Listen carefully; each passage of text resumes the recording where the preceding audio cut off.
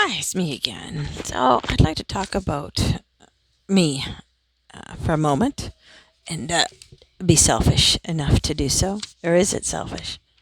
I don't know. I consider everything selfish if it's not something giving to someone else, but maybe that's just the way I was raised. Who fucking knows? Um, but anyway, I wanted to. I wanted to read this letter. I wrote this to myself probably many years ago now. I usually put a date on everything. My mother taught me that, to put a date on everything so you know when you did things and wrote things. Because sometimes you look back and you want to know what year did I do that, right? How long ago is that? How old is this? And in this letter in particular, I didn't. So I wrote this, as you can see, in pen. And I find it every once in a while. But anyways, the letter says to myself, it says, "Dearest Julie, I have believed from the day I met you that you are a woman who understands all people. Your pain started early on to shape you, but you have been left on your own to make sense of it. Dash, all these years to drift on the ocean. I know you are strong enough and that you are on the bridge to the other side, closer than it feels. You have had to do so much, honey." This is me talking to myself. "I'm so proud of you for taking care of you. So glad!" Exclamation point. Our age gives us a freedom in perspective to what has happened in life. I understand the death of a part of yourself.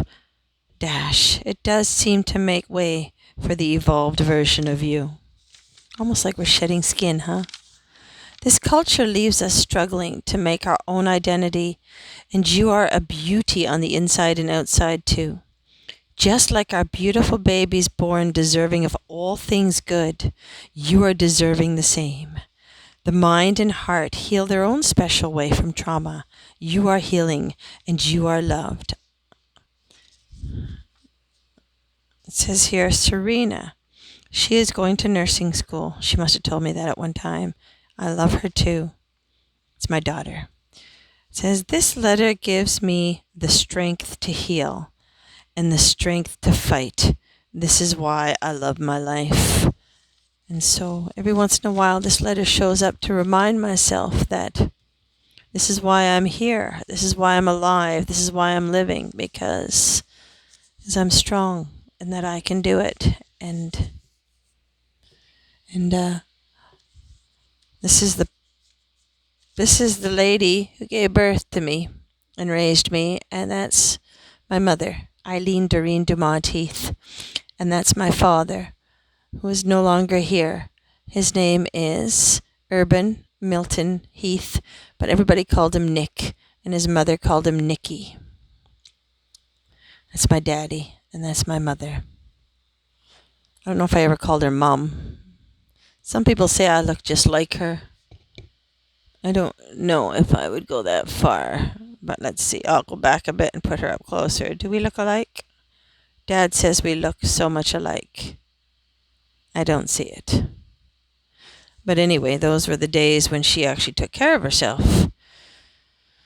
I saw her recently, and she doesn't really take care of herself anymore.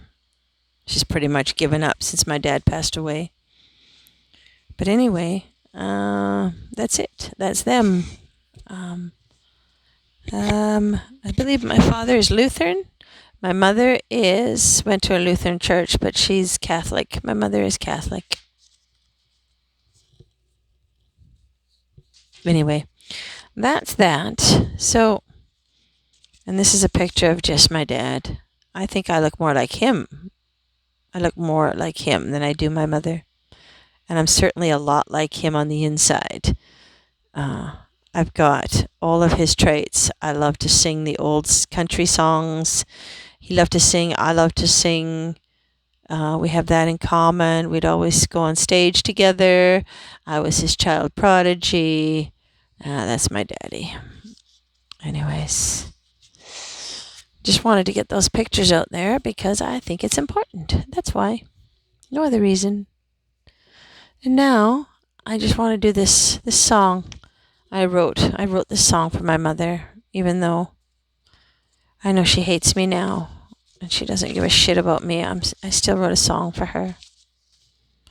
When I went to see her recently, all she wanted was, she was waiting for me to go home. She didn't want me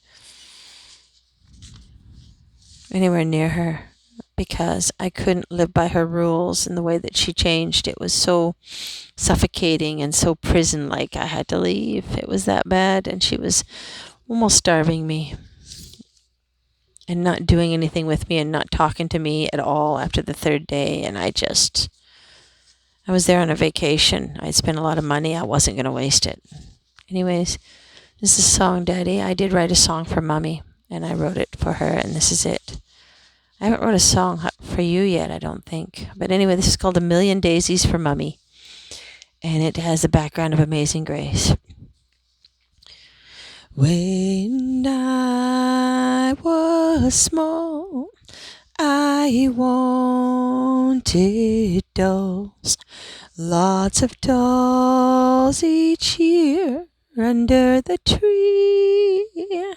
I would beg and plead for my mommy or Santa to bring them to me. A million daisies for mommy, as far as the eyes can see. My mommy loves them, and I remember to keep them safe with me. When 19 came and I left home, I dream of this place someday. Outside of my house, in the backyard down the road, a million daisies for mommy. A million daisies for mommy here, as far as the eyes can see. My mommy loves them so much, and I remember to keep them safe with me. Million daisies for mommy, as far as the eyes can see. My mommy loves them so much, and I remember to keep them safe with me. Oh, I remember to keep them safe with me. Oh, I remember to keep the daisies safe with me. So, in my farm, when we walk back to the back of our yard, there's a big open space, and there's a couple of trees there, and there's thousands of daisies that grow there every summer. And so it reminds me of my mother, because my mother always loved daisies, from what I recall. And so all the daisies are for her. And I think of her, and I feel her with me whenever I am back there, looking at them all, among all the snakes that are out there, and whatever else is out there. God only knows. There's like 1,000 daisies. Anyways, that's a song I wrote for her. Yay. Okay, I'll let you go. Bye. I don't know yet if I'm glad that I was born, but I guess I was meant to be here for some reason. I guess one day I'll really figure out why. Maybe it's just to, suffer and be treated like shit every day of my life and abused. Who knows? Guess we'll find out. Maybe I'm just here for everybody else. As I was a counselor to my mother, I swear, since the age of fucking 6. I believe she has bipolar disorder and maybe even some schizophrenia there, because she would go into this madness and chase us around with wooden spoons, and we always saw it as a joke. We'd run to the bathroom and lock the door so she couldn't get us, and she'd always kick us outside and tell us not to come back home until dark and shit like that. So she never wanted to spend time with me or do anything with me or go anywhere with me unless it was her grocery shopping or whatever. But anyways, we're so much alike. I just, I guess I was hoping that she loved me, but I don't believe she does anymore. Or I don't even think she really did. And I'm starting to question whether I was adopted or something. But when you look at our picture when I'm like 7 or 8 years old, and her standing beside me, we both had the long hair, and we both had light blue dresses on. We look just identical in every feature. So there's no way Daddy would say that I look just like her if I was adopted. I mean, that wouldn't happen, right? But it feels like I'm the black sheep of the family and that she just despises me and hates me, and I have no fucking idea why. But anyway, that's me honoring her anyway. Okay, bye.